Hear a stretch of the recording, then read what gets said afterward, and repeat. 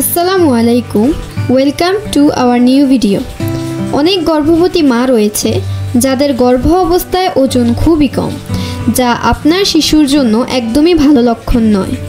অনেক মায়ের কিছু খেতে ইচ্ছে করে না বলেই ওজন বৃদ্ধি পায় না, আবার অনেকেই খাবার খায় কিন্তু ওজন বৃদ্ধি পায় না।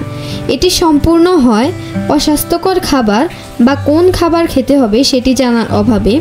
এই ভিডিওতে আলোচনা করব গর্ভ অবস্থায় স্বাস্থ্যকরভাবে কিভাবে ওজন বাড়ানো যায়। আর বেশি কথা না বলে চলুন মূল কথায় যাওয়া যাক। সাধারণত গর্ভ অবস্থায় 11 থেকে 16 কেজি ওজন বাড়ানোর পরামর্শ দেওয়া হয়, তবে এটি ব্যক্তির স্বাস্থ্য, উচ্চতা এবং গর্ভ অবস্থার সময়ের উপর নির্ভর করে পরিবর্তিত হতে পারে। প্রেগন্যান্সিতে সুষম ও পুষ্টিকর খাদ্যাভ্যাস গড়ে তোলার মাধ্যমে ওজন নিয়ন্ত্রণ করা যায়, যেমন প্রোটিন সমৃদ্ধ খাবার, তাজা ফল ও শাকসবজি, ভিটামিন এবং মিনারেল শিশুর বৃদ্ধি ও বিকাশে সহায়ক।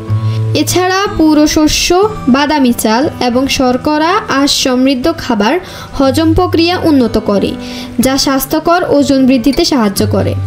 দিনে খাবারগুলো ছোট ছোট ভাগে ভাগ করলে শরীর সহজেই পুষ্টি শোষণ করতে পারে।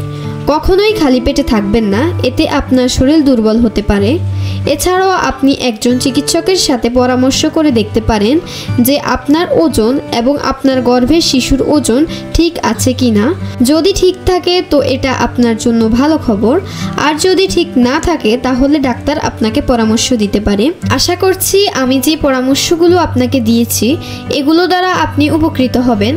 এই ভিডিওটি কেমন লেগেছে সেটি অবশ্যই কমেন্টে জানাবেন এবং প্রেগন্যান্সি বিষয়ে যে কোনো কিছু সবার আগে জানতে আমাদের চ্যানেলটি সাবস্ক্রাইব করে আমাদের পাশে থাকুন।